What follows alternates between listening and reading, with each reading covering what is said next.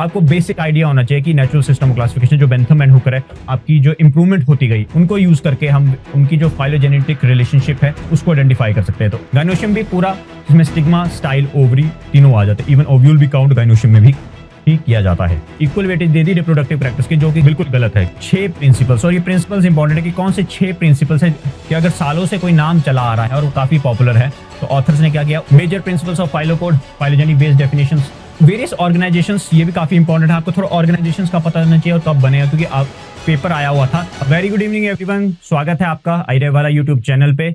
मैं शौर्य शर्मा आज आपके साथ जुड़ा हूं। आज हम हमारी पहली डेमो क्लास, जो हमारी ASRB नेट फ्लोरिकल्चर लैंडस्केपिंग 2026 का कोर्स है, उसके साथ शुरुआत करने वाले हैं। जैसे कि आपने हमारी इंट्रोडक्टरी क्लास देखी ली होगी, जिसमें हमने प्रॉपर सिलेबस, कैसा एग्जाम पैटर्न रहता है, किस तरह से हम इस कोर्स में तैयारी करेंगे, तो हमने ये डिसाइड किया कि जैसे 11 यूनिट्स हैं हमारे पास, तो हम हर यूनिट का एक इंपॉर्टेंट टॉपिक पकड़ेंगे और वो आपको एक डेमो क्लास के फॉर्म में प्रोवाइड करेंगे, ताकि आप ये डिसाइड कर पाएं कि किस तरह से हमारा कंटेंट हमारा रहेगा और किस तरह से हमारी तैयारी रहेगी, और आपको कोर्स लेने में आसानी रहेगी कि हम किस तरह का क्वालिटी का कंटेंट देंगे जो और कहीं आपको नहीं मिलेगा। तो शुरुआत करते हैं हमारी क्लास से। पहली क्लास, हम जैसे आप देख सकते हैं, हमारा टॉपिक है क्लासिफिकेशन सिस्टम एंड ICBN।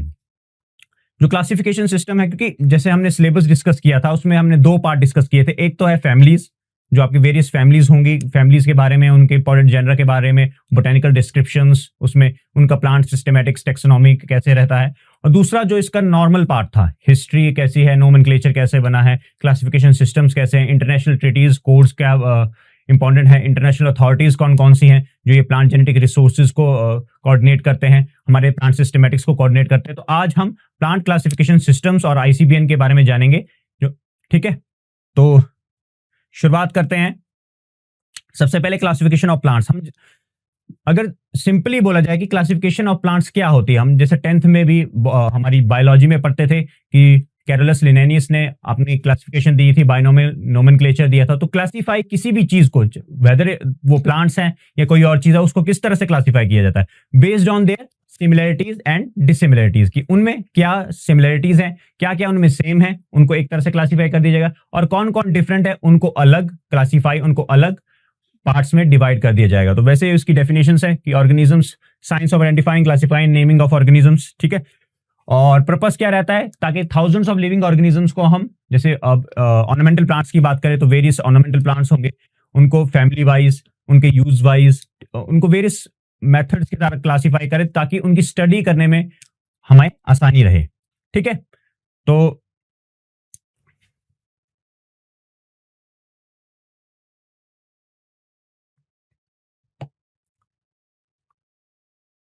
ये नॉर्मल सी क्लासिफिकेशन है। अब ये डेफिनेशन होगी, डेफिनेशन हमारे मतलब की नहीं है, क्योंकि हमारा मतलब है आगे क्लासिफिकेशन सिस्टम्स कैसे हैं। 3 तरह के क्लासिफिकेशन सिस्टम्स आपको देखने को मिलेगा, और ये इंपॉर्टेंट क्लास इसलिए ली जा रही है क्योंकि हमारी पहली ही स्लाइड से 2025 में जो ASRB नेट था, उसमें ये क्वेश्चन आ गया था। ऑप्शंस में ये 3 या 4 आपके क्लासिफिकेशन सिस्टम्स दिए थे, और ऊपर उनकी डेफिनेशन या उनका बेसिक पर्पस लिखा हुआ था कि ये बेसिक पर्पस आपके किस क्लासिफिकेशन सिस्टम में फॉल करता है। तो यही हमारी जो पहली स्लाइड है, वहीं से आपका ASRB नेट का एक क्वेश्चन बन गया था पिछली बार। ठीक है, तो आप जैसे देख सकते हैं, पहला सिस्टम है आर्टिफिशियल सिस्टम ऑफ क्लासिफिकेशन, दूसरा सिस्टम है नेचुरल सिस्टम ऑफ क्लासिफिकेशन, और जो तीसरा, जो कि मॉडर्न डेज में फॉलो किया जाता है, फाइलोजेनेटिक बेसिस या फाइलोजेनेटिक बेसिक, जो आपका क्लासिफिकेशन सिस्टम है। ठीक है, आगे चलते हैं।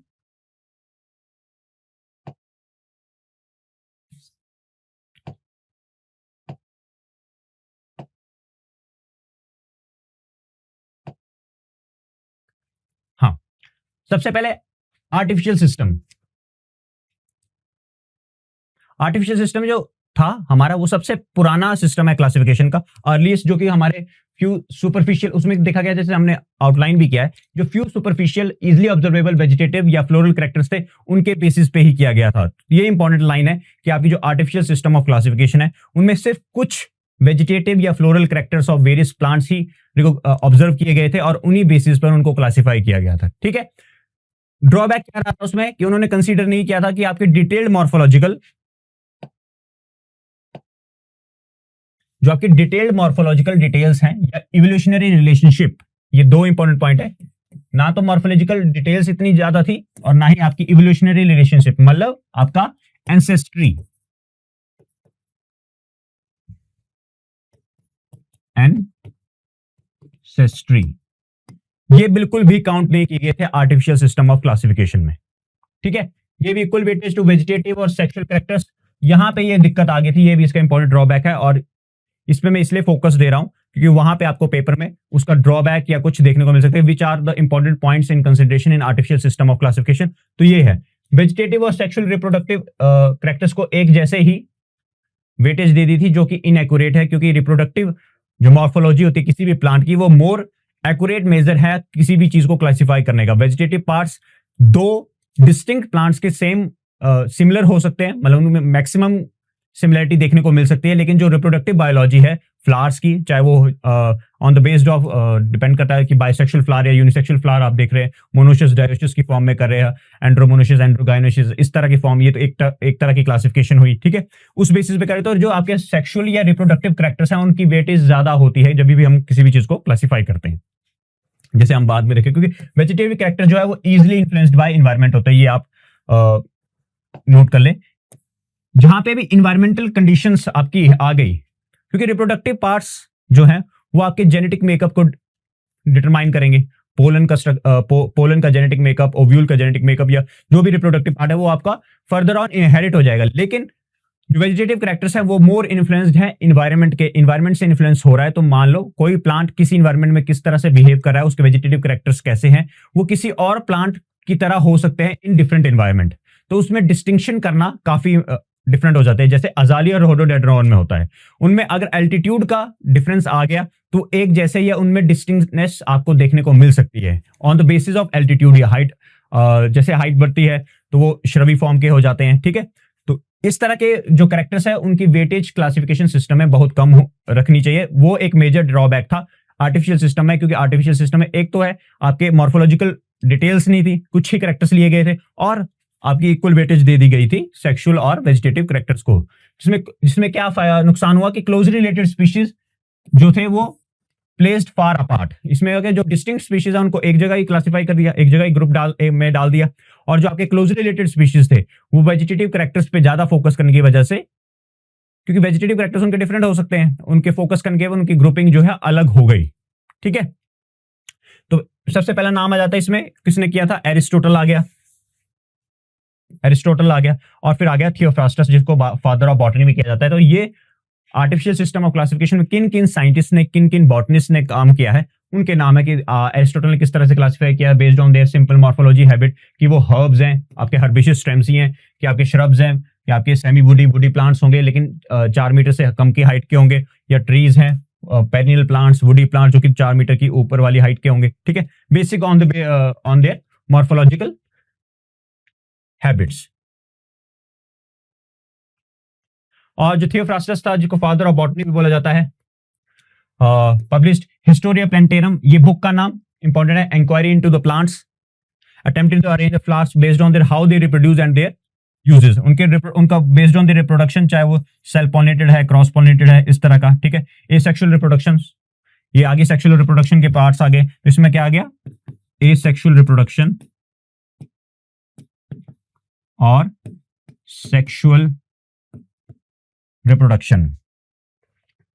ठीक है, ऑन द बेसिस ऑफ उसने फाइंड आउट कर लिया। एक सेकंड, अगर ये मूव होता है तो मतलब पहले जो आपकी आर्टिफिशियल क्लासिफिकेशन सिस्टम थी उसका मेन फंडा यही रहता था कि आपकी जो क्लासिफिकेशन है वो जल्दी से जल्दी हो जाए और इजी टू अंडरस्टैंड हो।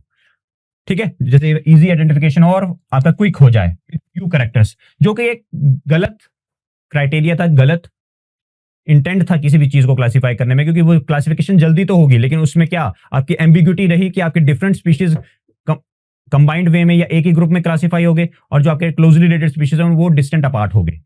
फर्दर मोर तभी तो इंप्रूवमेंट हुई क्लासिफिकेशन सिस्टम की, जो कि हम आगे डिस्कस करते हैं।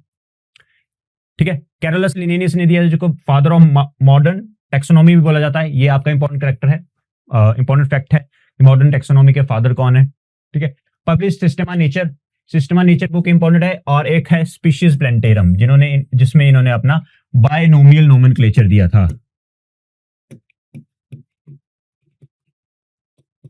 बाइनोमियल नोमेनक्लेचर हम सभी जानते हैं क्या है, कि किसी भी प्लांट को एक साइंटिफिक नेम दिया जाता है जो एक यूनिक होगा, किसी भी दो प्लांट्स का साइंटिफिक नेम सेम नहीं होगा, और उनको दो पार्ट्स में डिवाइड किया था, एक था जेनरिक एपिथेट और एक था स्पेसिफिक एपिथेट, मतलब जेनरा एंड स्पीशीज। जीनस का नाम होगा, मल्टीपल होंगे तो जेनरा हो गया, और स्पीशीज का नाम होगा, ठीक है, और वो इटैलिक्स में लिखे जाते, तो वो था बाइनोमियल नोमेनक्लेचर कि दो जीनस और स्पीशीज के नाम होंगे। एक जीनस में मल्टीपल स्पीशीज आ सकती हैं और एक फैमिली में मल्टीपल जेनरा हो सकते हैं, ठीक है। तो ये दो बुक्स का नाम इंपॉर्टेंट हो जाता है। कई बार आपको सिंपल क्वेश्चन पूछ देगा कि कौन सी बुक है, और सबसे इंपॉर्टेंट ये है स्पीशीज प्लेंटेरम, जिसमें वेरियस स्पीशीज का नाम उन्होंने लगभग 7300 प्लांट स्पीशीज उनको डिवाइड किया था बेस्ड ऑन प्लांट किंगडम, जैसे polyandria, monandria, on the basis of number of stamens कितने हैं, अगर एक एंथर है, एक स्टेमन है, या दो स्टेमन है, या 12 से ज्यादा है, डिपेंडिंग ऑन क्रिप्टोगैमी की फ्लावरलेस प्लांट्स है, क्रिप्टोगैमस है, फेनेरोगैम्स, एंजियोस्पर्म्स, क्रिप्टोगैम्स, ठीक है। इंट्रोड्यूस द बाइनोमियल नोमेनक्लेचर और सिस्टम ऑफ, है ना, इन फिलोसफी ऑफ बोटेनिका भी, और स्पीशीज प्लेंटेरम में उसमें उसकी बेसिक फाउंडेशन थी वो इसी में हुई थी, ठीक है। फिर लेटर ऑन टू कंपोनेंट्स, जैसे मैंने आपको पहले बता दिया कि जीनस नेम होगा और स्पीशीज नेम होगा, दोनों इटैलिक्स फॉर्म में होगी। जैसे एग्जांपल दिया इसमें सोलेनम मेलनजिना, आप रोजा हाइब्रिडा बोल लो, क्राइसेंथेमम मोरिफोलियम बोलो तो क्राइसेंथेमम जीनस आ गया, मोरिफोलियम स्पीशीज आ गई, ठीक है। क्राइसेंथेमम सेजेटम, तो सेजेटम स्पीशीज अलग होगी, जेनरा सेम ही रहा, ठीक है। वही आ गया सोलेनम ट्यूबरेसम, ये एग्जांपल्स दिए हुए हैं कि जैसे आपका जेनरा का नाम, और सबसे इंपॉर्टेंट होता है कि ये अंडरलाइंड होते हैं अगर आपने हैंड रिटन लिखने, और अगर कंप्यूटर पे लिखने तो इटैलिक्स फॉर्म में लिखे जाते हैं, ठीक है, और यूनिक होते हैं, सबसे इंपॉर्टेंट यूनिक होते हैं। इसके बाद नेचुरल सिस्टम ऑफ क्लासिफिकेशन आ गया, और नेचुरल सिस्टम ऑफ क्लासिफिकेशन में सबसे बड़ा नाम जो आता है वो बेंथम एंड हुकर क्लासिफिकेशन आता है। तो हम जैसे हमने बात की आर्टिफिशियल सिस्टम ऑफ क्लासिफिकेशन में, आर्टिफिशियल मतलब ऊपर ऊपर से हुआ, किसने किया, थियोफ्रास्टस था, एरिस्टोटल थे, और कैलोरस निनेनियस थे, उन्होंने जो क्लासिफाई किया था प्लांट्स को बेस्ड ऑन उस पर किया था। नेचुरल सिस्टम ऑफ क्लासिफिकेशन में क्या गया कि जो नेचुरल सिमिलैरिटीज हैं बोथ एक्सटर्नल और इंटरनल फीचर्स, जिसमें आप anatomy of cell structure, embryology, phytochemistry, इन 4-5 चीजों को भी इंक्लूड किया गया ताकि आपका जो क्लासिफिकेशन सिस्टम है वो और सुदृढ़ बन जाए, और उसका जो बेस है स्ट्रांग हो जाए, और उसकी जो डॉक्यूमेंटेशन है वो काफी स्ट्रांग बन जाए कि हम जो क्लासिफाई कर रहे हैं प्लांट्स को, तो जो क्लोजली रिलेटेड स्पीशीज है वो एक साथ आ रही हैं, और जो डिफरेंट स्पीशीज है वो वाइड अपार्ट जा रही हैं। Considered many characters simultaneously to find actual relationship, ठीक है, ये आपको पता होना चाहिए। तो इसमें सबसे इंपॉर्टेंट आ गई, मैंने जैसे हम बात करते कि बेंथम एंड हुकर की जो क्लासिफिकेशन सिस्टम था वो सबसे इंपॉर्टेंट है, उसको ओवरव्यू के most important natural system of classification. ये याद रखना कि आपका नेचुरल सिस्टम क्लासिफिकेशन में कौन कौन से आते हैं, ठीक है। इसमें उन्होंने 3 वॉल्यूम बुक, एक बुक लिखी जिसके 3 वॉल्यूम्स थे, जेनरा प्लेंटेरम बिटवीन 1862 टू 1883 में, और उसके स्टेट्स के classified seed plants into fact दिया हुआ है। इनके फैक्ट याद करने की जरूरत नहीं कि कितने नंबर ऑफ जेनरा वो कुछ थे, हालांकि आप याद रख सकते हैं क्योंकि ये जो इनिशियल स्टेज में वो अलग होंगे, जब उनके वॉल्यूम चेंज होते रहेंगे तो नंबर ऑफ जेनरा बढ़ जाएंगे, नंबर ऑफ स्पीशीज बढ़ जाएंगे, तो इसके बेसिस पे क्वेश्चन नहीं आता। आपको बेसिक आइडिया होना चाहिए कि नेचुरल सिस्टम क्लासिफिकेशन जो बेंथम एंड हुकर है उसका बेसिक प्रिंसिपल क्या था, ठीक है। तो बेसिक प्रिंसिपल वही था कि जितने ज्यादा वो एक्सटर्नल और इंटरनल फीचर्स को इंक्लूड कर सके, including cell anatomy, cell structure, embryology, phytochemistry, उनके बेसिस पे उन्होंने प्लांट्स को रेक्टिफाई किया था, क्लासिफाई किया था, ताकि उनकी क्लासिफिकेशन और बेस स्ट्रांग हो जाए उस क्लासिफिकेशन का। प्राइमरी डिवीजन अगर देखी जाए तो सबसे इंपॉर्टेंट क्रिप्टोगैम्स, जो कि नॉन फ्लावरिंग प्लांट्स होते हैं, जैसे हमारे पाइन कोन्स, पाइन्स, साइकेड्स, जिनमें फ्लावरिंग स्ट्रक्चर, जैसे पाइन में तो कोन्स बनते हैं, फ्लावरिंग स्ट्रक्चर आपका ट्रू फ्लावर नहीं होगा, ठीक है, फ्लावर बनता ही नहीं है मतलब एक तरह से। नैरोगैम्स जैसे एंजियोस्पर्म्स, खासकर फ्लावरिंग प्लांट्स आगे।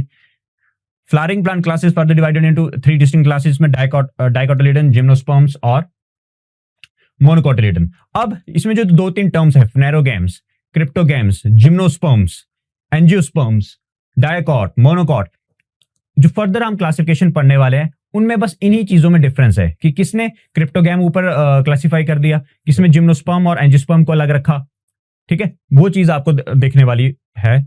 और even ARS men's point of view भी अगर क्लासिफिकेशन सिस्टम कोई पूछ लेता है मोस्टली जैसे इस बार एरएस मेंस में बाइनोमियल नोमेनक्लेचर के ऊपर 5 नंबर का क्वेश्चन आया हुआ था, तो बाइनोमियल नोमेनक्लेचर तो हम 10th से पढ़ते आ रहे हैं, तो उसके रिगार्डिंग उसके रूल्स क्या है, बाइनोमियल नोमेनक्लेचर किसने दिया है, किस बुक में दिया था, ठीक है, वो तो हम लिख देंगे। लेकिन अगर क्लासिफिकेशन सिस्टम आ गए कि what are the various classification system in plant systematics और उनको डिस्कस करो, तो तब आपको पता होना चाहिए कि उनको आप फ्लो चार्ट बना सकते हैं, जैसे हम आगे डिस्कस करने वाले हैं।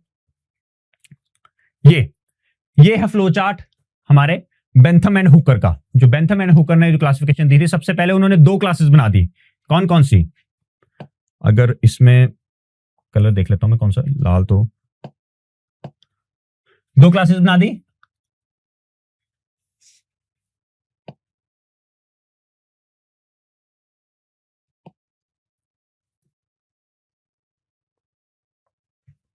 दिख नहीं रहा है। एक तो बना दिया क्रिप्टोगेमिया, एक phanerogamia. Flowering plants, non flowering plants अलग ही कर दिए। अब नॉन फ्लावरिंग प्लांट्स में कौन कौन से आगे हम बात करते हैं, साइकेड, स्पाइन कोन्स वगैरह, मॉसिस भी आगे, क्योंकि मॉसिस भी, फर्न्स आगे, फर्न्स भी आपका स्पोर्स बनाता है, फ्लावर तो बनाता नहीं है, तो स्पोर्स के थ्रू रिप्रोड्यूस करता है। तो वैसे ही उसमें हमने क्रिप्टोगेम को फिर डाइकॉट्स में कन्वर्ट, उसने फर्दर क्लासिफाई किया जो आपके नॉन फ्लावरिंग है, ठीक है। और फ्लेरोगेम्स में आगे जिम्नोस्पर्म्स और मोनोकोटिलेडन इन द सीड, ठीक है। उसके आगे फिर सब क्लासेस, पोलीपेटले, गेमोपेटले, मोनोक्लेमेडेई, ये आपकी सब क्लासिफिकेशन आ गई। और जो फिर आगे फ्लेरोगेम्स में आ गया, तो इस तरह से आपकी क्लासिफिकेशन बन गई। अब इसमें क्या था, इसमें डाइकॉट और मोनोकॉट वो अलग अलग सब डिविजन्स में आपको देखने को मिलेगी। अब जो अगली क्लासिफिकेशन आएगी उसमें आप डिफरेंस देखना किस तरह से। इसमें ये फैमिलीज कौन से जेनरा है, कौन सी सीरीज है, वो याद रखने वाली बात नहीं है। बेसिक स्ट्रक्चर क्या है क्लासिफिकेशन का, वो ज्यादा इंपॉर्टेंट रहता है, ठीक है। बेंथम एंड हुकर, क्योंकि क्लासिफिकेशन उन्होंने पहली वॉल्यूम में अलग दी, उसमें अलग जेनरा होंगे, अलग फैमिलीज होंगी। बेसिक स्ट्रक्चर क्या था, पहले क्रिप्टोगेमी, फ्लेरोगेमी, फिर डाइकॉट, मोनोकॉट, और आपके मोनोकॉट के साथ साथ आपने जिम्नोस्पर्म्स में, जिसमें सीड्स नॉट, जिसमें सीड एनक्लोज नहीं होता है फ्रूट में, वो आपके उसमें आगे। फिर आपके पोलीपेटले, गेमोपेटले, पोलीपेटले मतलब आपके पेटल्स यूनाइटेड नहीं होंगे, गेमोपेटले पेटल्स यूनाइटेड हैं, मोनोक्लेमेडेई आपका पेरियांथ प्रेजेंट है, ठीक है। ये चीजें पता होनी चाहिए आपको।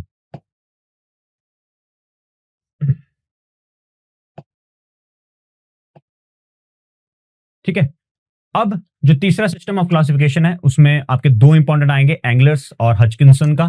पहला है फाइलोजेनेटिक सिस्टम ऑफ क्लासिफिकेशन। मैंने जैसे आपको पहले बताया कि फाइलोजेनी से क्या मतलब है, उनकी एंसेस्ट्रल वेल्थ कैसी है, एंसेस्ट्री कैसी है। फाइलोजेनी वही मतलब होता है, उसकी इवोल्यूशनरी हिस्ट्री कैसी है, जो उसका पेरेंटल स्पीशीज थी, पेरेंट प्लांट था, वो उसकी क्या कैरेक्टर्स थे, उनको फर्दर, और based on evolutionary sequences and genetic relationship. The moment आपके बायोइन्फॉर्मेटिक्स में, जेनेटिक्स में, जीनोमिक्स में आपकी जो इंप्रूवमेंट होती गई, एडवांसमेंट होती गई, उसने हेल्प किया कि with the help of various bioinformatic tools, molecular markers, आपके जीनोमिक्स के जो प्रिंसिपल्स हैं, बायोटेक्नोलॉजिकल टूल्स हैं, उनको यूज करके हम उनकी जो फाइलोजेनेटिक रिलेशनशिप है उसको आइडेंटिफाई कर सकते हैं। तो बेस्ड ऑन देम हमने क्लासिफिकेशन शुरू कर दी। अब जो है कॉमनली आपकी जो क्लासिफिकेशन है वो फाइलोजेनेटिक बेसिस पे ही होती है। आपने देखा होगा कि वेरियस, जैसे जो एमएससी और पीएचडी वाले हमारे स्टूडेंट्स हैं, अगर वो फाइलोजेनी बनाते हैं तो वेरियस मेथड्स होते हैं, neighbour joining methods, maximum likelihood methods. तो वो फाइलोजेनी किस तरह से बन रही है, वो उसकी इवोल्यूशनरी हिस्ट्री के बेसिस पर ही बन रही है, ठीक है। Widely accepted by modern biology under the principle that organisms belonging to the same taxa share a common ancestor। और फाइलोजेनी में आता है आपके क्लेड्स आ जाते हैं। क्लेड क्या है कि एक सिंगल एंसेस्टर होगा और उसके फर्दर डिसेंडेंट्स होंगे। एक एंसेस्टर से मल्टीपल स्पीशीज, मल्टीपल प्लांट्स निकले हैं, तो वो एक पर्टिकुलर ग्रुप जो एक एंसेस्टर और उसके ऑल द डिसेंडेंट्स, उनको क्लेड बोला जाता है, ठीक है। Developed globally after the publication of Charles Darwin theory of evolution. Charles Darwin ने थ्योरी ऑफ एवोल्यूशन सबको पता है, उसके बाद ही ये फाइलोजेनेटिक सिस्टम बनना शुरू किया। की कंट्रीब्यूटर्स आपके पास एंगलर एंड प्रेंटल थे, हचकिंसन थे, बाकी और ज्यादा भी हैं, लेकिन आपके 2 ये मेन है जिन्होंने शुरुआत में, एंगलर एंड प्रेंटल, और जो दूसरी क्लासिफिकेशन है वो हचकिंसन की क्लासिफिकेशन है, वो आपकी काफी इंपॉर्टेंट है, वो हम आगे देखने वाले हैं, ठीक है। 2 main phylogenetic Engler and Prantl system classification. Difference क्या था, arrange plant families based on their increasing complexity of flower morphology, कि आपकी फ्लावर मॉर्फोलॉजी की कॉम्प्लेक्सिटी किस तरह से आ रही है, कि उसमें सेपल एंड पेटल अलग अलग हैं, कि सेपल और पेटल सेम ही है। जैसे टेपल्स बोला जाता है हमारे, जैसे ग्लैडुलस है, लिली है, उनमें टेपल्स बोला जाता है, क्योंकि सेपल और पेटल्स जो डिस्टिंक्ट नहीं होते हैं, और कईयों में होता है कि पेरियांथ प्रेजेंट होता है, ठीक है। वो consider primitive characters to be floral traits like a single whorl और नो पेरियांथ, जैसे हम बात करें सिंगल वोल होगा या पेरियांथ होगा या पेरियांथ नहीं होगा, ठीक है। And unisexual flowers pollinated by wind, wind pollination को एक विंड पॉलिनेटेड फ्लावर जो है आपके प्रिमिटिव कैरेक्टर्स है। एंटोमोफिलस या इंसेक्ट पॉलिनेटेड फ्लावर्स आपके एडवांस्ड कैरेक्टर्स हैं। Considered advanced characters to be in two whorls, two whorls मतलब सेपल अलग है पेटल अलग है। जैसे आपका ऐसा होता है ना, ये सेपल हम लेटर ऑन डिस्कस करेंगे और ये पेटल, ग्रीन पोर्शन आपका सेपल होता है और जो कलर्ड पोर्शन होता है वो पेटल होता है। और जब वेरियस हम डिफरेंट फैमिलीज करेंगे तब लेटर ऑन हम डिस्कस करेंगे कि किस तरह से किस फैमिली का क्या करेक्टर रहता है और उनमें किस तरह की ओरिएंटेशन रहती है। तो उस बेसिस पर कि आपकी जो कॉम्प्लेक्सिटी ऑफ फ्लावर मॉर्फोलॉजी की, उन बेसिस पर एंगुलर और पेरेंटल सिस्टम ऑफ क्लासिफिकेशन था वो बेस्ड था, ठीक है। टू वोल्स इन पेरियांथ था कि बाइसेक्सुअल फ्लावर मैंने आपको बता दिया, और पॉलिनेटेड बाय इंसेक्ट्स, ठीक है, पॉलिनेटेड बाय इंसेक्ट्स। यहाँ पे ये आप देख सकते हैं किस तरह से एंगुलर एंड पेरेंटल ने क्लासिफिकेशन दी थी। एम्ब्रियोफाइटा बोला गया था। Sub division gymnospermae, angiospermae, angiospermae आपको पता ही है फ्लावर्स बनेंगे। एंजियोस्पर्मी आपका मोनोकोटिलिडन और डाइकोटिलिडन दोनों में है। उसमें पिछले में क्या था, जिम्नोस्पर्मी और मोनोकॉट एक साथ थे। डाइकोटिलिडन उन्होंने दूर भेज दिया था क्रिप्टोगेमी में, ठीक है। मोनोकोटिलिडन और डाइकोटिलिडन आ गया। 11 ये 11 ऑर्डर 45 फैमिलीज, ये आपको याद करने वाली कोई जरूरत नहीं है इसमें, ठीक है। ये चीज याद करने वाली नहीं होती है, तो इसका आपको बताना चाहिए। उसके बाद एरिक्लेमिडेई, मेटाक्लेमिडेई और वेरियस की आपको कोरोला गेमियोपेटलस है। पेरियांथ इन टू वोल्स रहेगा कि पेरियांथ सिंगल या डबल है। और पॉलीपेटलस, पॉलीपेटलस मतलब आपके जो पेटल्स हैं वो यूनाइटेड नहीं है, तभी तो पोली नाम आ गया। गेमोपेटलस, गेमोपेटलस का मतलब आपके जो पेटल्स है वो यूनाइटेड है, फ्रॉम बेस हो या एडनेट टू द बेस होंगे। ये वेरियस जो टर्म्स है वो हम एक स्पेशल क्लास में डिस्कस करेंगे, जो वेरियस टर्म्स यूज होती हैं बोटेनिक्स में।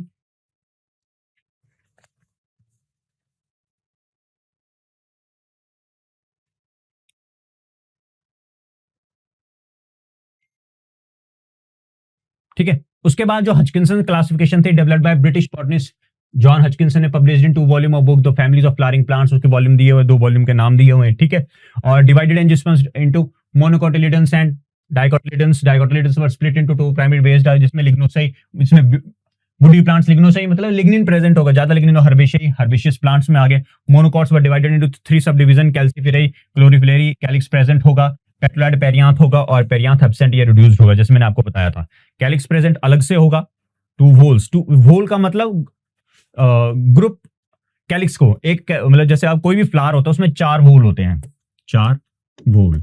पहला होता है कैलिक्स जो आपका ग्रीन पार्ट होता है, फिर होता है कोरोला, फिर होता है एंड्रोशियम और लास्ट में होता है गाइनोशियम, ठीक है। ये 4 वोल्स होते हैं मेन आपके, जो आपका बाइसेक्सुअल परफेक्ट फ्लावर है उसमें। इसमें से एक भी अब्सेंट हुआ तो वो इम्परफेक्ट फ्लावर हो जाएगा। अगर इन दोनों में से कोई एक ही है तो वो यूनिसेक्सुअल फ्लावर बन जाएगा। क्लियर। तो इस तरह तो ये जो होल हैं, क्योंकि हम सेपल, एक हो गया sepal, group of sepal is called calyx. वैसे एक हो गया पेटल, ग्रुप ऑफ पेटल्स या whorl of petals is called corolla, ठीक है। एंड्रोशियम में भी स्टेमन और एंथर का जो ग्रुप होंगे जितने भी हैं, चाहे सिंगल ही हो, अगर किसी भी प्लांट में किसी फ्लावर में 10 वो हैं तो एक को बोलेंगे एंथर या स्टेमन बोलो, और कंप्लीट को बोलेंगे एंड्रोशियम। गाइनोशियम भी पूरा, जिसमें स्टिग्मा, स्टाइल, ओवरी तीनों आ जाते हैं। इवन ओव्यूल भी काउंट गाइनोशियम में भी ही किया जाता है, ठीक है। तो ये क्लासिफिकेशन आगे, अब जैसे आगे हम देखेंगे इसकी, ये इसकी क्लासिफिकेशन है। क्लासिफिकेशन ऑफ हचकिंसन सिस्टम में क्या था, लिग्नोसेई जो आपका पहले मोनोकॉट डाइकॉट है। मोनोकॉट में आपके एल्सिफ्रेई, क्लोरोफिलेई, ग्लमीफिरेई आ गया। डाइकॉट्स में आपका डिवीजन लिग्नोसेई आ गया, हर्बेशियई आ गया, ठीक है। वेरियस आपके, ये तो आपके बता देंगे लिग्नोसेई कैसे आएगा, और वो आ गया। उसमें क्या था, मोनोकॉट डाइकॉट किया था। मोनोकॉट में अलग चीज थी, जैसे डिफरेंस देखिए, ये देखो डिफरेंस कैसा है। उसमें मोनोकॉट की कोई फर्दर क्लासिफिकेशन नहीं थी, सिर्फ डाइकॉट की ही थी कि एरिक्लेमिडेई है, मेटाक्लेमिडेई। ए पेटलाई मतलब पेटल्स नहीं है, ये सिम्पेटलाई मतलब पेटल्स जो है वो प्रेजेंट है और सेम जैसे हैं, ठीक है। तो ये डिफरेंस आपको पता होना चाहिए। ये जो वेरियस टर्म्स हैं सिस्टमैटिक्स में, प्लांट सिस्टमैटिक्स में, बॉटनी में, ये काफी कंफ्यूजिंग होते हैं। कंफ्यूजिंग भी नहीं बोलेंगे, लेकिन हम डे टू डे लाइफ में, चाहे हम, क्योंकि सिस्टमैटिक्स ऑफ ऑर्नामेंटल प्लांट्स ही नहीं, इवन वेजिटेबल साइंस में भी, फ्रूट साइंस में भी ये 2022 से ही जो आईसीआर ने इसको सिलेबस में इंक्लूड किया है। तो जो बेसिक बॉटनी पढ़ते हैं, जिन्होंने जैसे बीएससी बॉटनी करते हैं, उनको तो ये फैमिलियर होती हैं टर्म्स, लेकिन हमें ये इतनी फैमिलियर नहीं होती है टर्म्स। तो एक तो है कि जब सिस्टमैटिक्स ऑफ ऑर्नामेंटल प्लांट्स आपने ये पढ़ना है, तो आपको कुछ टर्म्स, करीब 15 से 20 टर्म्स है, इनका थोड़ा नॉलेज होना चाहिए, क्योंकि आपको बुक में वो लिखने को आएंगे। और जब आप राइटिंग में भी उन टर्म्स को, जैसे सिनपेटलेई, गेमोपेटलेई, एंड्रोशियम, फिर इंटॉर्स, एक्सटॉर्स भी होता है। इंटॉर्स मतलब आपके पोलन अंदर को गिर रहे हैं, एक्सटॉर्स होता है हम पोलन आपके बाहर को गिर रहे हैं। वेरियस टर्म्स है, मोनोएडेल्फस, ठीक है, मोनोएंड्री, पोलीएंड्री, ठीक है, ये वेरियस टर्म्स हैं जो आपकी एनरिच करता है आपके नॉलेज को। और ये इसका आपको थोड़ा बहुत नहीं, आपको कंप्लीट नॉलेज होना काफी जरूरी है जब आप प्लांट सिस्टमैटिक्स का कोई भी कोर्स पढ़ रहे हैं, ठीक है। तो ये हमने हचकिंसन की क्लासिफिकेशन भी कर ली। उसके बाद ये आ गया हमारे पास 3 क्लासिफिकेशन सिस्टम। सिंपल था, कुछ नहीं है। बेसिक आपको याद रखना है कि आपके 3 क्लासिफिकेशन सिस्टम है, आर्टिफिशियल है, नेचुरल है और फाइलोजेनेटिक बेसिस है।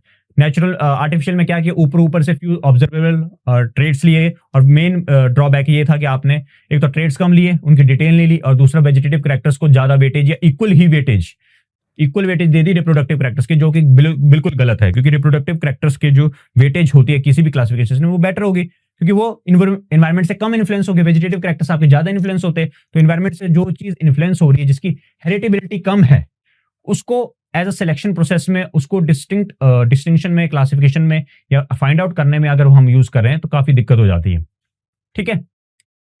International code of nomenclature, ICN बोलो, या जैसे हम बात करते हैं ICBN, international code for botanical nomenclature. लेकिन सबसे पहली बात, आईसीबीएन अब नाम नहीं है, अब फर्दर प्लांट्स के लिए अलग हो गया, एनिमल्स के लिए अलग हो गया, वायरसेस वगैरह सबके, बैक्टीरिया के लिए अलग हो गया। तो अब जैसे हम बात करेंगे कि it is an international code मतलब इसमें रूल्स एंड रेगुलेशन हो गए कि किस तरह से आपने प्लांट्स को नेम करना है।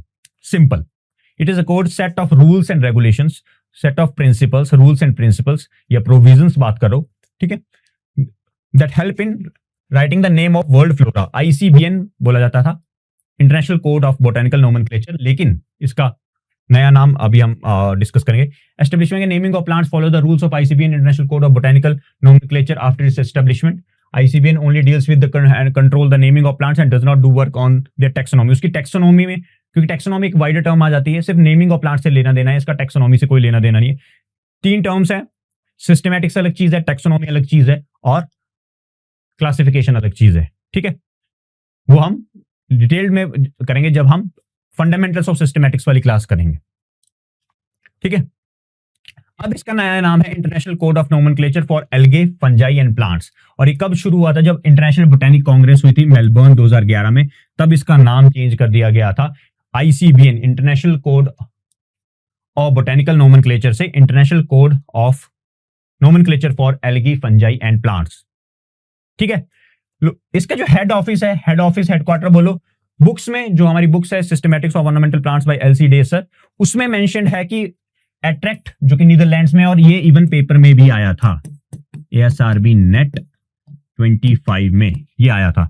बुक में ये मेंशन्ड है कि एट्रैक्ट नीदरलैंड्स में आपका आईसीबीएन में हेड ऑफिस रहा है, लेकिन ऑन प्रेजेंट अभी के टाइम इसका कोई पर्टिकुलर हेड ऑफिस नहीं है। इसको IAPT, जैसे हम आगे में मेंशन किया हुआ है, इंटरनेशनल बोटेनिकल नोमेनक्लेचर, इसको नया नाम है, does not have a single physical headquarter नहीं है, because it is maintained by, इसको मेंटेन करते हैं international association of plant taxonomy, IAPT maintain करती है, और उनका जो हेडक्वार्टर है वो स्लोवाकिया में है, ठीक है। तो बुक में ये मेंशन था, इसलिए इवन बुक से उठ के क्वेश्चन आया हो, क्योंकि बुक से ही क्वेश्चंस आते हैं, क्योंकि वो एक ऑथेंटिक सोर्स रहता है। अगर आपको कभी फर्दर चैलेंज करना हो क्वेश्चन, तो बुक में मेंशन था ये एट्रैक्ट और नीदरलैंड के बारे में, तो मैंने भी यहाँ पे मेंशन कर दिया कि हाँ, और पेपर में भी आया हुआ था। लेकिन ऑन प्रेजेंट टाइम अभी कोई भी इसका फिजिकल हेडक्वार्टर नहीं है, ICN का, ICNAFP का, ठीक है।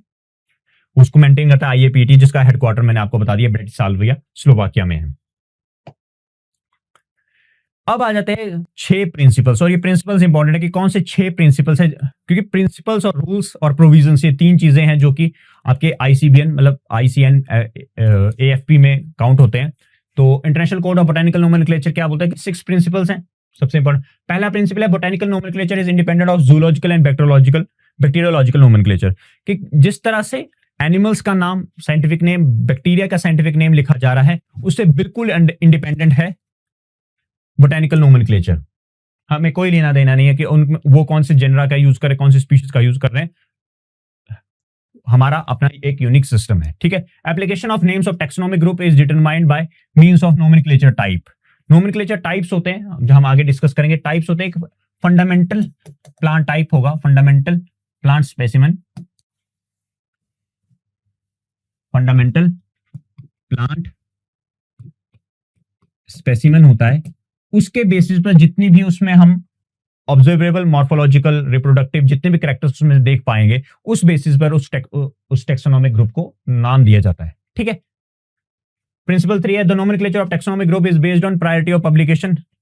अगर आप कोई भी टेक्सोनोमिक ग्रुप यानी कोई भी फैमिली बोलो, जेनरा बोलो, स्पीशीज बोलो, क्लेड बोलो, किंगडम बोलो, ठीक है, कोई भी टेक्सोनोमिक ग्रुप है, उसका नाम based on there priority of publication. की अगर किसी साइंटिस्ट ने, किसी बॉटनिस्ट ने, किसी भी इन्वायरमेंटलिस्ट ने एक नाम पब्लिश कर दिया है, उसको नाम दे दिया है, तो वो तब तक वही नाम कंटिन्यू रहेगा अनटिल अनलेस वो काफी बड़ी कॉन्ट्रडिक्शन हमारे पास नहीं होती है, तो जो पहले पब्लिश करेगा उसको फर्दर काउंट किया जाएगा, इवन आगे अगर मॉडिफिकेशन भी होती है तो, ठीक है। प्रायोरिटी ऑफ पब्लिकेशन रहती है। Each taxonomic group with a particular circumstance position and rank can be bear only one correct name. जैसे मैंने आपको बताया था, हर जितने भी रैंक से जितने भी टेक्सोनोमिक ग्रुप है, हर का एक ही ओनली वन करेक्ट नेम, एक यूनिक नेम रहेगा, ठीक है, which is earliest that is in accordance with the rules except the specified cases, ठीक है।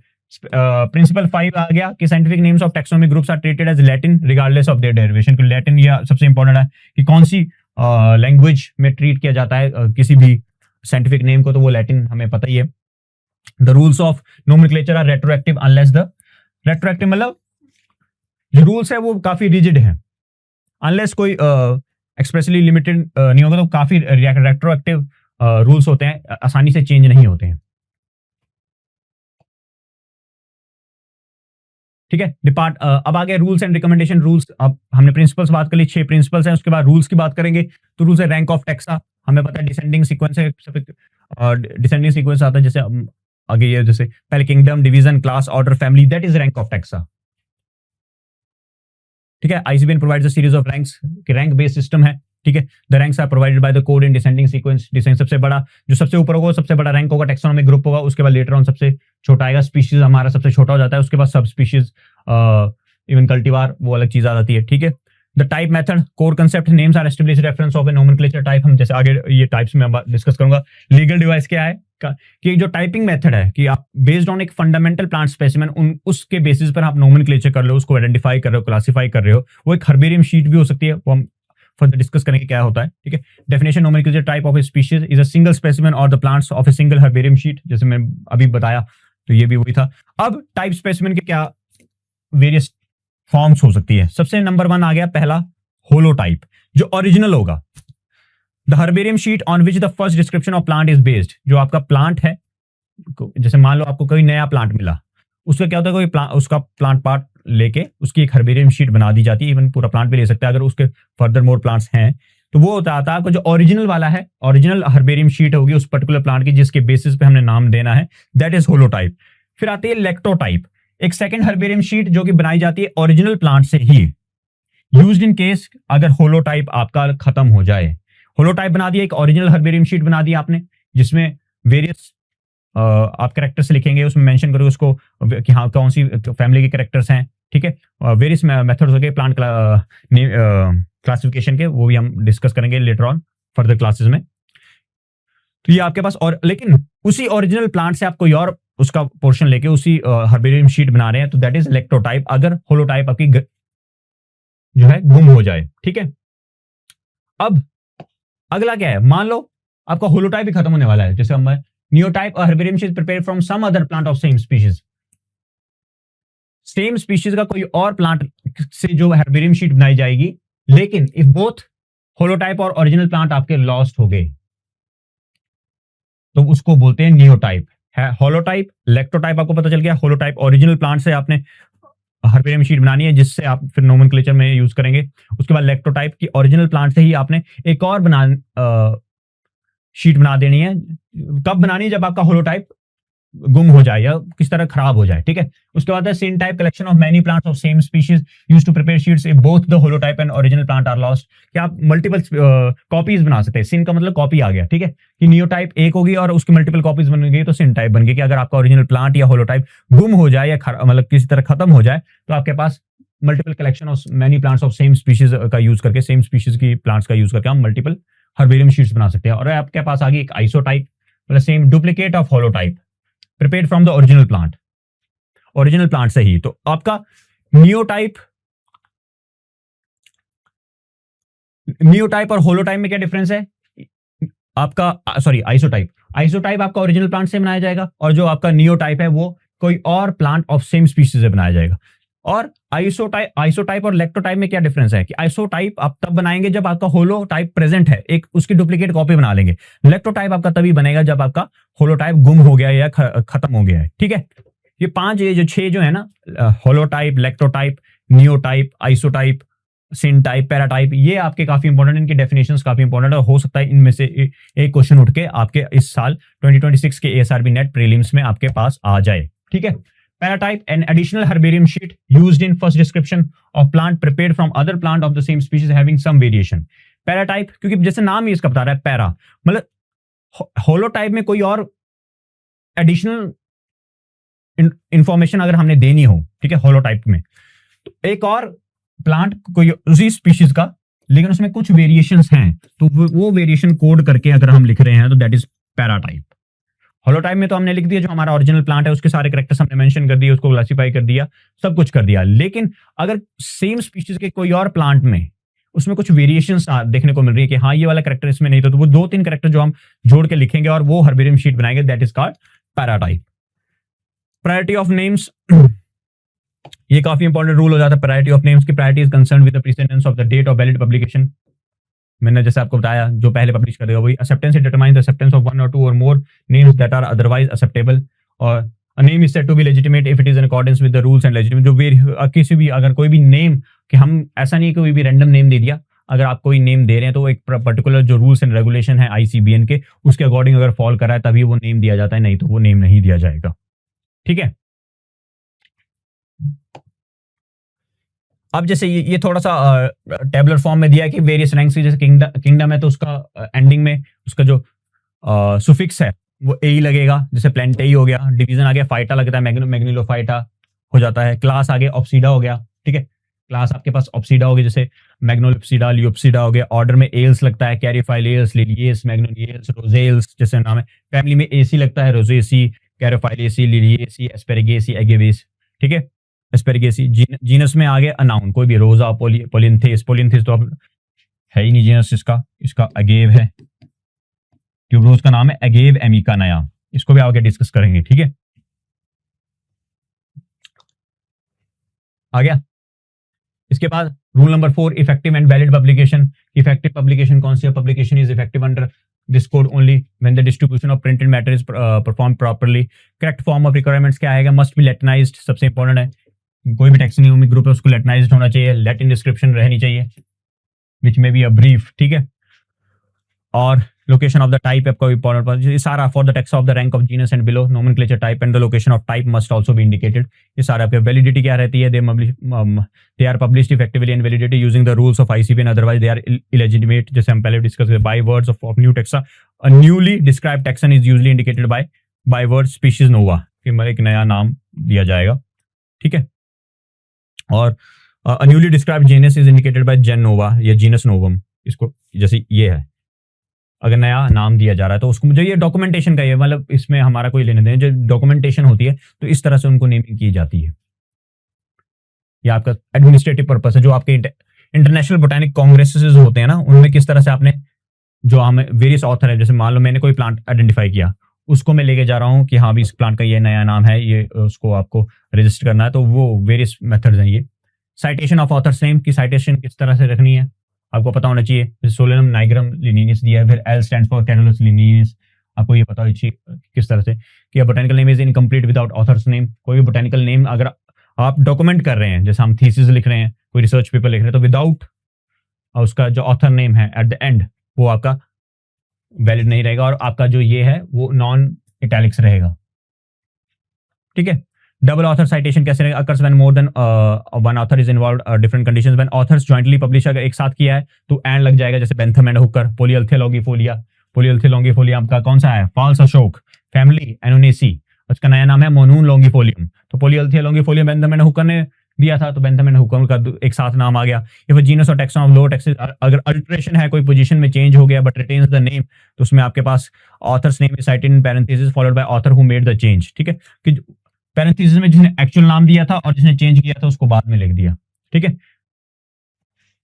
इसका भी इसका नाम चेंज हुआ है फिर से, इसकी स्पीशीज का और स्पीशीज और जेनरा में स्विच हो गया है, और इसका स्पेलिंग्स भी अलग हो गई हैं। ठीक है, मल्टी ऑथर रूल आ गया। When first author has posed a name but a second author has validly published the name, मतलब किसी ने प्रपोज किया है लेकिन उसको वैलिडली पब्लिश किसी और ने किया है, तो मल्टीपल ऑथर्स में आपके पास एक्स रॉयल करके आपके नाम लिखे जा सकते हैं। एट ईएल लगा सकते हैं, रूल लगाते हैं। When more than 3 authors are involve, तो आप एट एल लगा सकते हैं, जैसे हम रिसर्च पेपर्स वगैरह में भी लगता है एट एल, मतलब उसके जितने भी कलीग्स हैं।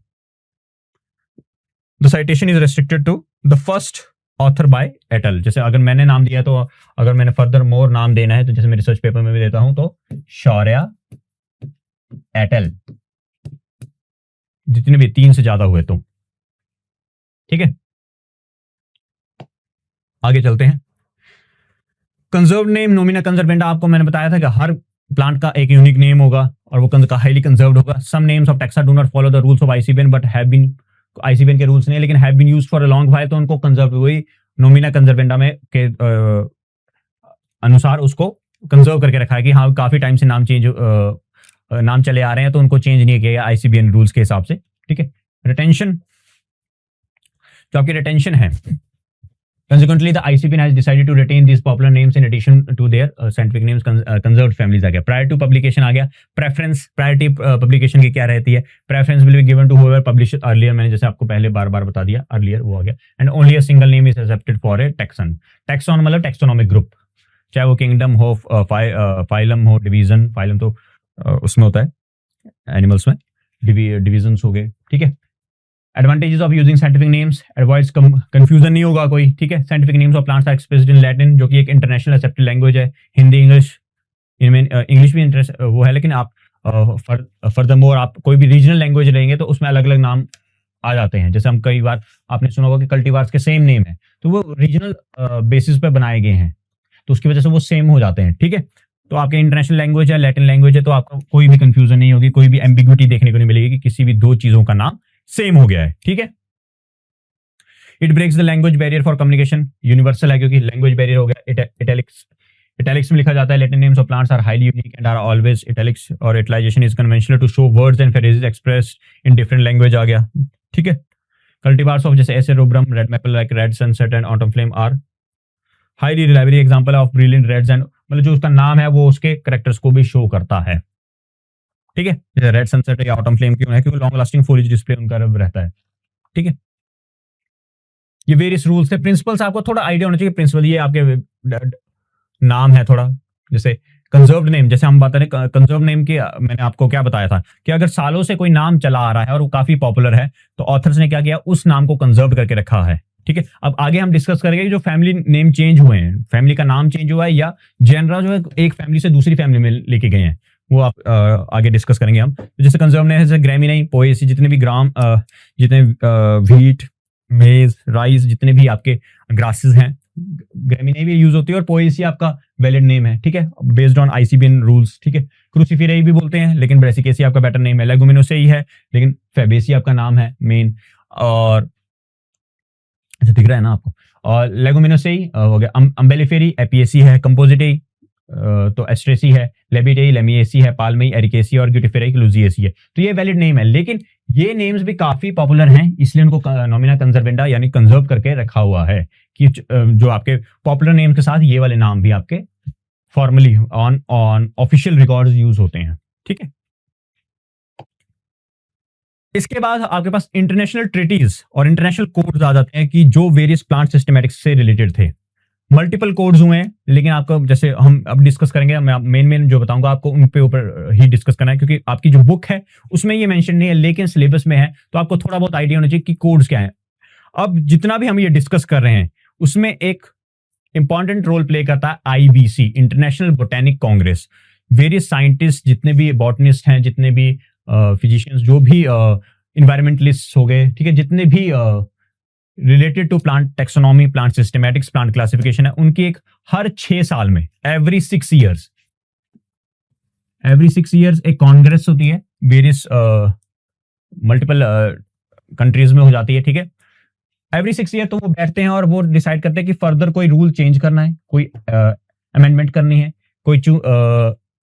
कोई प्लांट नया आया है तो उसको ऐड ऑन करना है, या किसी तरह जो वेरियस जितने भी एडमिनिस्ट्रेटिव वर्क्स होंगे regarding plant systematics, taxonomy and classification, वो आपके पास अंडर होते हैं आईबीसी। तो उसी में आपके पास कोड्स, वेरियस कोड्स थे। तो पहले जो इंटरनेशनल बोटेनिक कांग्रेस थे वो 1867 की है, पेरिस और फ्रांस में ली गई थी, ठीक है।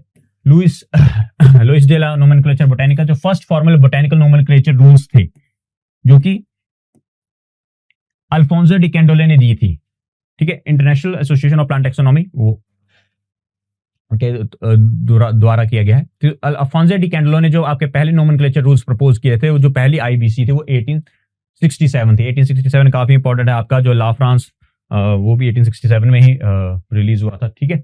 सेकंड जो थी वो वीना है, और वीना रूल्स, एक वीना है और एक वीना रूल्स है, एक वीना कोड है, ठीक है। वो जो first internationally accepted binding rules है वो आपके पास आ गए 1905 में। मतलब आपका जो आईसीबीएन था वो ऑफिशियली यहाँ पे ऑपरेशनल हो गया, ठीक है।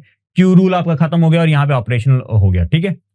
उसके बाद आपके ब्रसल्स 1910 में, 1930 में, इन बिटवीन बीच में भी और जगह भी हुई है कई। लेकिन आपका इंपॉर्टेंट जो है ये है कि टाइप मेथड की इंट्रोडक्शन की वेर के आपका जो नोमेनक्लेचर है वो नोमेनक्लेचर टाइप्स, जो आपके टाइप स्पेसिमेंस होंगे उनके बेसिस पे नोमेनक्लेचर किया जाएगा। वो टाइप मेथड किस में आया था, वो कैम्ब्रिज कोड में आया था, मतलब कैम्ब्रिज रूल्स में आया था। ये इंपॉर्टेंट आ गया।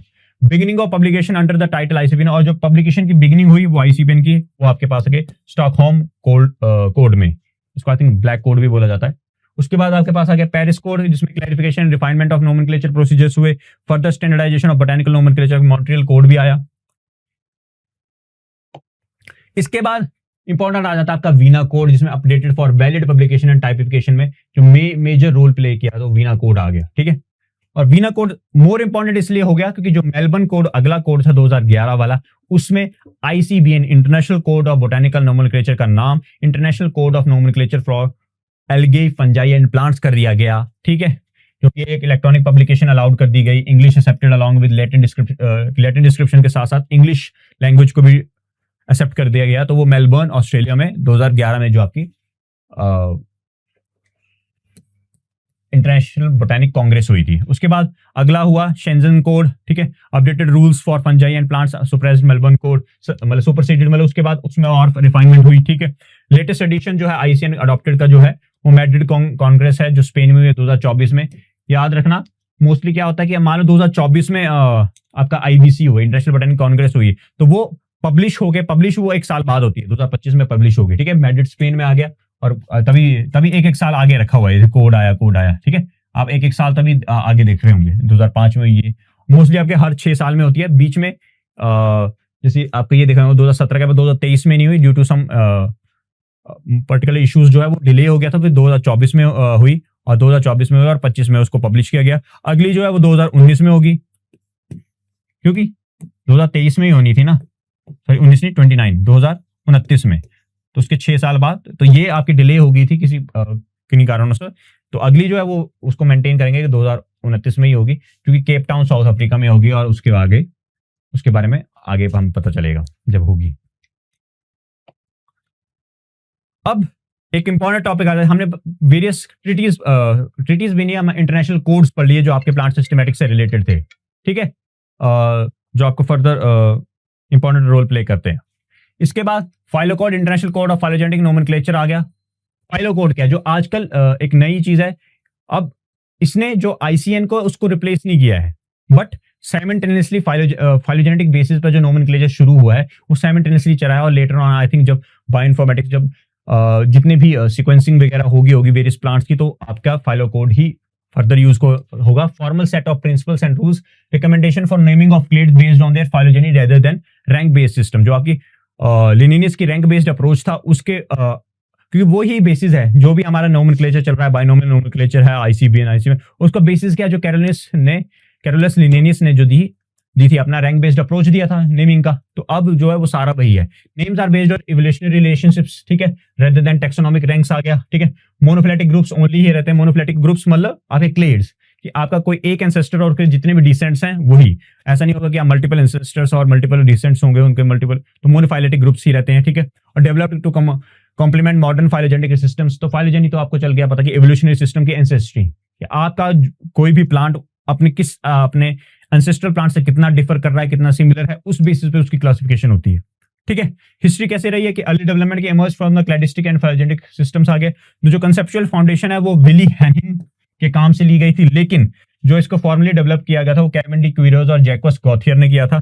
फिर इस पर ड्राफ्ट्स आ गए थे, हार्वर्ड वर्कशॉप 1998 की हुई थी, 1998 से 2002 तक वेरियस वर्कशॉप हुई, ड्राफ्ट वर्जन्स बने, और याले वर्कशॉप हुई 2002 में, उसमें आपके पास मोर ड्राफ्ट फॉर्म आ गई फाइलो कोड की, because it is already in progress. अभी आई थिंक वर्जन 6 चला हुआ है इसका, कि आप किस तरह से क्लेड बेस सिस्टम, आप जैसे विकीपीडिया पे आप देखेंगे तो उसमें आपके क्लेड 1, क्लेड 2, क्लेड ऐसे क्लेड करके नाम दिया होगा, ठीक है। आप देखेंगे आपका जो नोमेनक्लेचर, आपकी जो टैक्सोनॉमिक क्लासिफिकेशन है वो क्लेड बेस्ड हो गई है, तो आपकी सभी की नहीं हुई है, तो वो ये कि आपका साइमल्टेनियसली चल रहा है आईसीएन के साथ ये फाइलो कोड भी, ठीक है। इंटरनेशनल रिकॉग्निशन, जब फर्स्ट इंटरनेशनल मीटिंग जो है वो पेरिस में हुई थी, ठीक है, और formation of international and society of phylogenetic nomenclature जो है ISPN कब बनी थी, 2004 में बनी थी, ठीक है। तो ये पूरा का पूरा पेज काफी इंपॉर्टेंट है, क्योंकि आपका फाइलो कोड जो सिलेबस में मेंशन्ड है, और आपको पता होना चाहिए किस तरह से फाइलो कोड वर्क कर रहा है, किस तरह से फाइलो कोड शुरू हुआ था, ठीक है।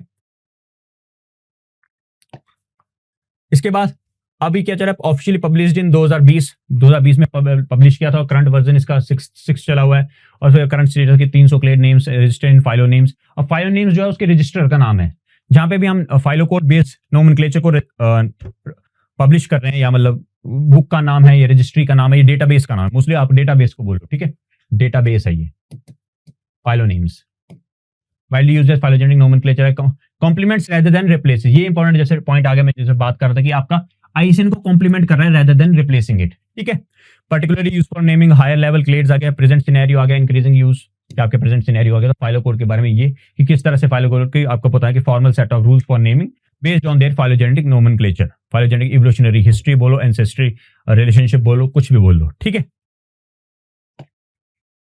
इसके बाद major principles of PhyloCode, phylogeny based definitions, ये मेजर प्रिंसिपल्स हैं। मेजर प्रिंसिपल्स में आपके पास क्या आता है, taxon names defined using evolutionary hypothesis, बिल्कुल सेम वर्ड्स यूज होंगे। रैंक फ्री अप्रोच है, जो कि आपका कैरोलस लिनियस का रैंक बेस्ड था कि किंगडम का नाम होगा, फिर आगे डिवीजन का नाम, फिर क्लास, फिर ऑर्डर, फिर फैमिली, फिर जीन जस्ट, फिर स्पीशीज, वैसा कुछ नहीं है।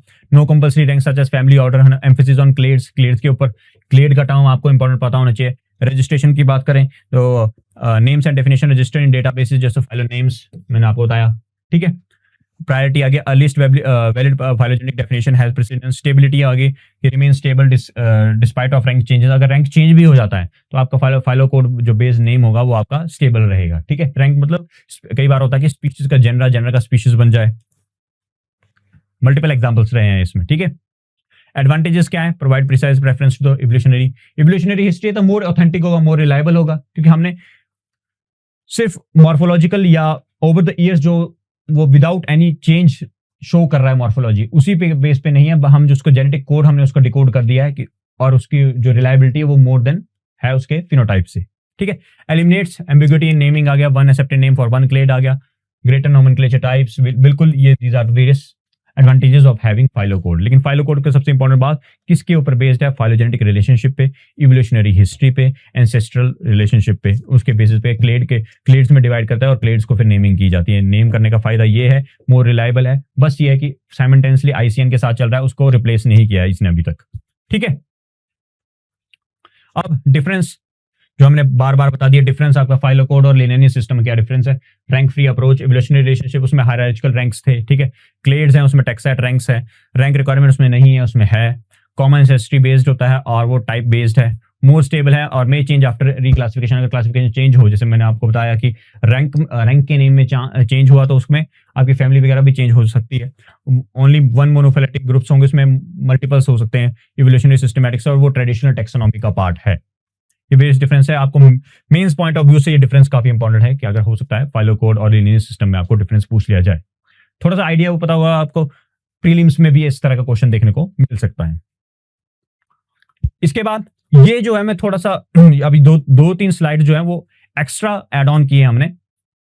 इसमें क्या है कि एपीजी क्लासिफिकेशन सिस्टम जो है, अब मैं अगर आपको बताऊं कि जो बुक्स हैं मैक्सिमम, उसमें आपकी कई फैमिलीज गलत दी हैं, या ऐसा हो सकता है कि एक बुक में अलग दी है। कई बार देखा होगा आपने लिलिएसी फैमिली में काफी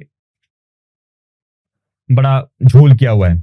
मैक्सिमम फैमिली क्रॉप्स की फैमिली, खासकर ऑर्नामेंटल प्लांट्स में लिलिएसी दी हुई है। सेंसेविरा की फैमिली लिलिएसी दी हुई है। ड्रेसिना की फैमिली लिलिएसी दी है या ड्रेसिनेसी दी हुई है।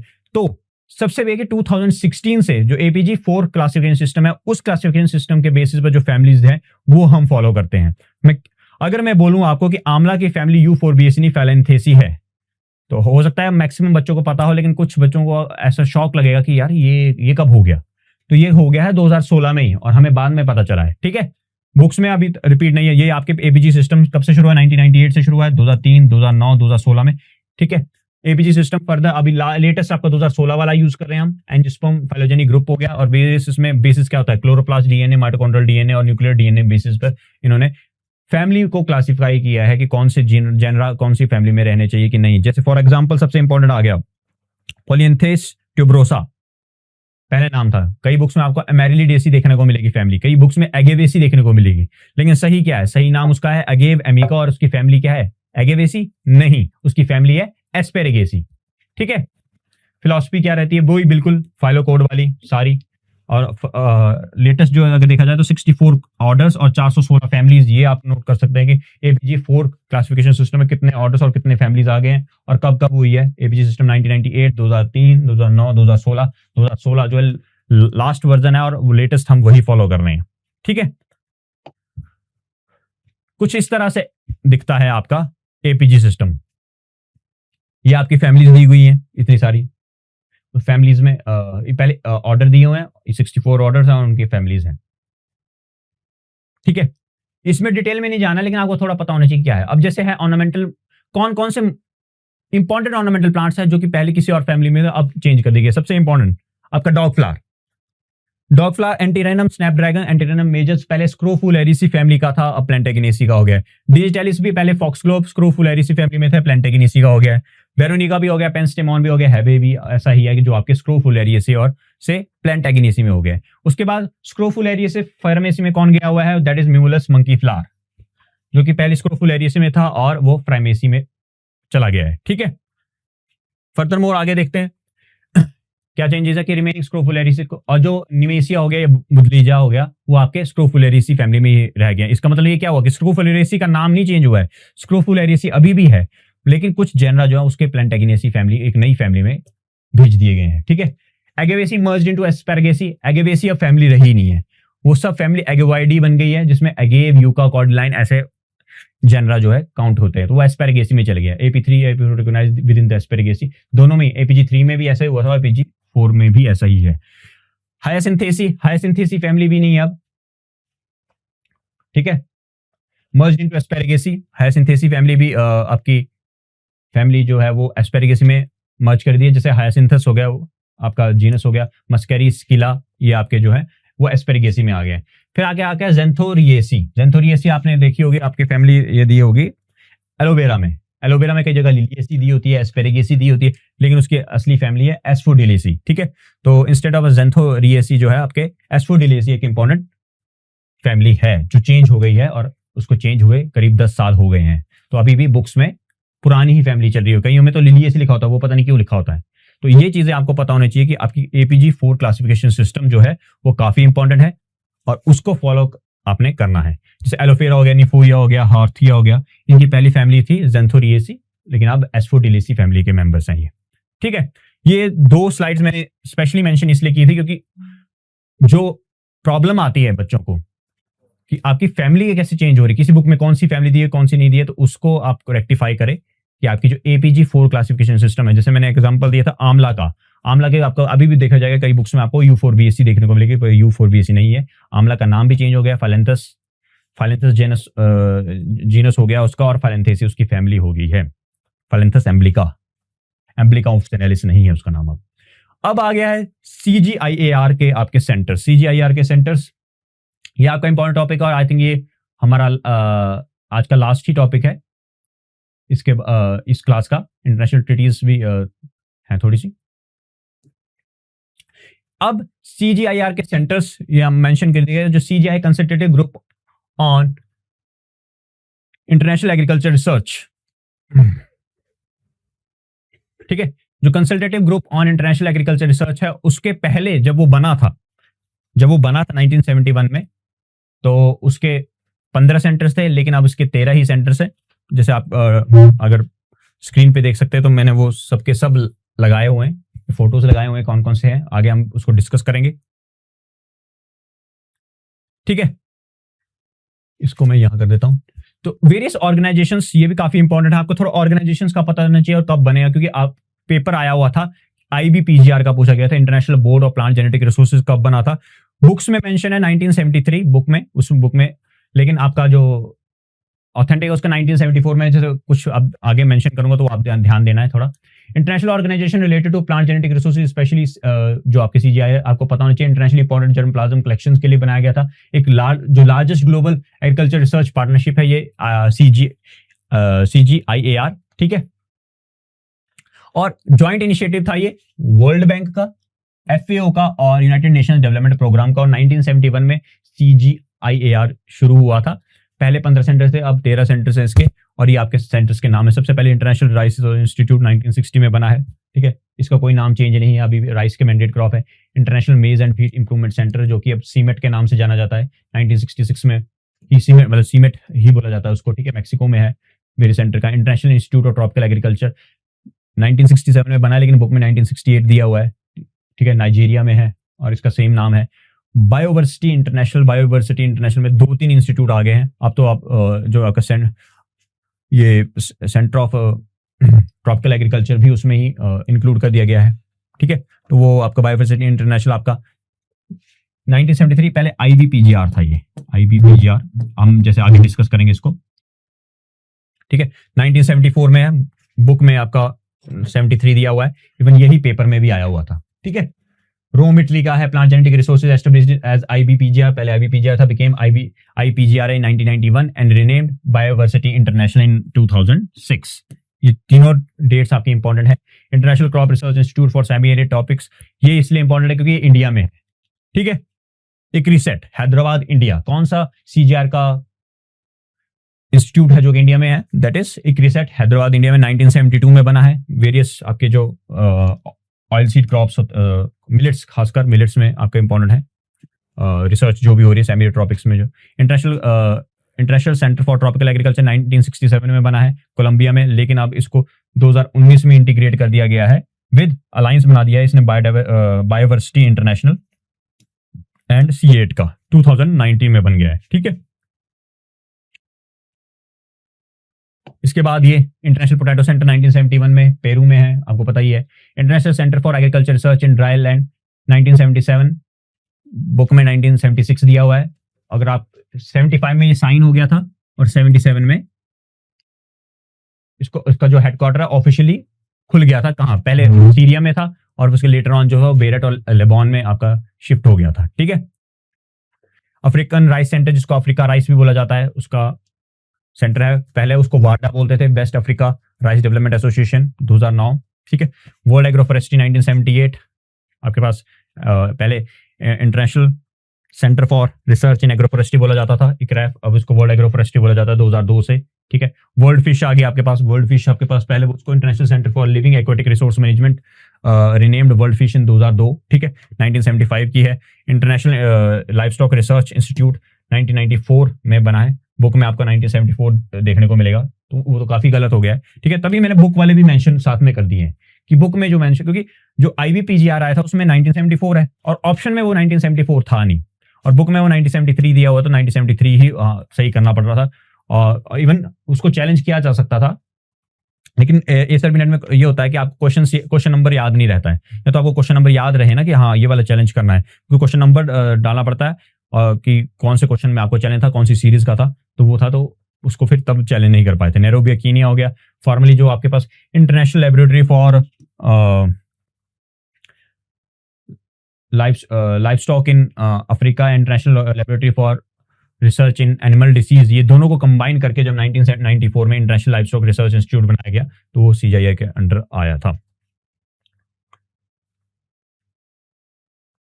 इसके बाद इंटरनेशनल फिर से ठीक है, ये मेंशन कर दिया पीछे भी। 1984 में आपका इंटरनेशनल वाटर मैनेजमेंट इंस्टीट्यूट था, शुरुआत इसकी इंटरनेशनल इरिगेशन मैनेजमेंट इंस्टीट्यूट से हुई थी, कोलंबो श्रीलंका में। International food policy research institute 1975 Washington DC में है, और आपका ये CIFOR 1993। इसके ये एक यूनाइटेड फॉर्म है, लेकिन इसके जो दोनों डिस्टिंक्ट सेंटर्स हैं वो इंडिपेंडेंटली भी गवर्न करते हैं अपनी एक्टिविटीज को। जैसे बोगोर इंडोनेशिया में आपका CIFOR है, centre for international forestry research, और जिसको मर्ज इन 2019 में मर्ज किया गया था दोनों को। और नैरोबी कीनिया वाला जो है आपका एक रैफ हो गया, जिसको अब वर्ल्ड एग्रो फॉरेस्ट्री भी बोला जाता है। ठीक है,